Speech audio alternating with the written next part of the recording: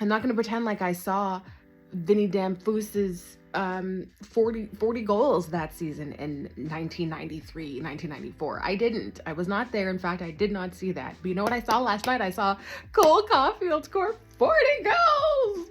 Bro, the way I jumped like a child. That goal from that player in that instance, like in that game against Boston at home. I mean, come on. Bro, I'm so entertained. Oh, it was really exciting. There was a stern talking to in that locker room between Sunday and Tuesday because my boys came out ready to go. Everybody. I thought everybody contributed. We did tighten up defensively for some stretches of that game. And yes, still lots of pinching, but like Matheson is so fast. How did he do that? He just like zooped in, kept the play alive, went around, centered the puck, somehow came around and got back defensively. Like, if you're gonna pinch like that, you gotta fly, and he did. That's what we gotta do. We have to tighten up, and we did for the most part. Of course, some lapses. It was not a perfect game, but it was such a team game. The top line came alive, looking like the top line. Just Suzuki was absolutely flying. And what I love to see my boys get rewarded when we are bringing the effort. I love to see it because that's a virtuous cycle. Let's go, let's play hard, let's score some goals, let's have the camaraderie, let's do it again, rinse and repeat, let's go. I love it. Against Boston, of course. You gotta love it.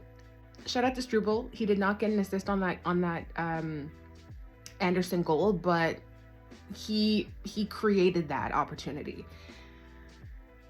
These guys who are being pulled in and out of the lineup, I really appreciate how when they are playing, they are making the most of it. They are doing what they need to do.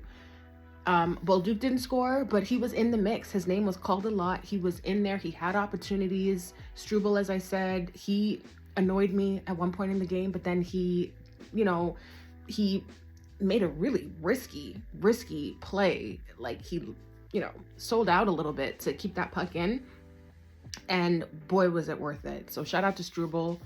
I talk a little trash about Struble sometimes, kind of wanted to trade him, but happy to see him do well. We are 2 up on Boston, 2 up on Detroit with a game in hand on both teams. And we're still 2 behind Tampa, but they have a game in hand on us.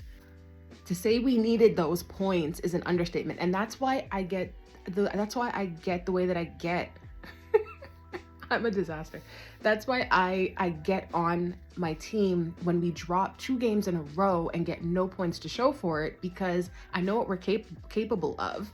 And that second loss was more disheartening than the first, because normally we bounce back, at least find a way to like snatch a point. Speaking of snatching, Evans, my goodness, that wide open net. Oh, be still my heart. If he had just asked that puck nicely, if it wouldn't mind just scooching itself in the net, puck would have been like, yeah, happy to oblige. Oh man. Definitely some plays we want back. Definitely some questionable decisions. I'm not a big fan of the chip and chase. I remember, oh my gosh, a number of seasons ago, that was our MO, chip and chase. I don't like that. I need a guy that can carry the puck over the blue line, keep possession of it. There was one rush that was developing, and I think it was Caulfield that did like a chip and chase and gave up possession. I was like, no, you're fast enough that you can hold on to that puck. But I guess maybe end of a shift, I guess. But don't tell Hudson, don't tell some of my dudes that it's the end of their shift, because Hudson has 3 or 4 lungs in his body, because the way he gets to that next gear and just, you can just see him just, he skates so hard, so fast. He's just, I don't know. It's just absolutely insane to watch that kid go at full speed. Hudson is a generational talent. We're so lucky to have him. Maybe if the U.S. team had him on their team, they would have won that game legitimately, but we don't have to talk about that. Anyway, Dobish. Jakub Dobish. Are you mad? Are you insane? Speaking of Price again, because I love Carey Price. There was a time when he was the best goaltender in the world. And after every game, during every game, you always heard the same commentary. Price stood on his head. He stood on his head. And up until that point, I'd never heard that term before. And I was like, what is this? And why do people keep saying it? And it was getting annoying. And then I started to see, and I was like, oh, okay, that's what that is. Yeah, damn right he stood on his head. Dobish stood on his head last night. I said it. I don't care. Yes, we did tighten up defensively for the most part, but there were still some times in front of the net where it was a free-for-all. Point blank shots. Dobish said no. No thanks. Rejected. He came up absolutely huge for us. Massive, massive, massive.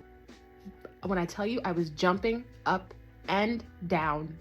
Jumping up and down.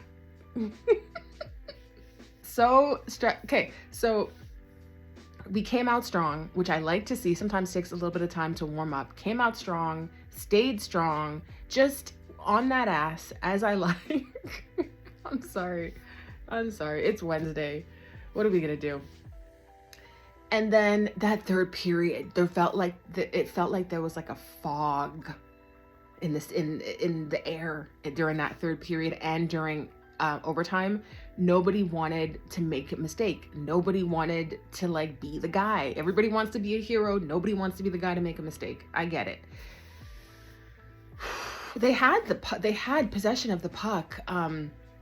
Boston did for a ton of that overtime, but just they weren't getting scoring chances. They were just keeping possession, and just I was like, time's ticking, boys. Like, we need the puck so we can score.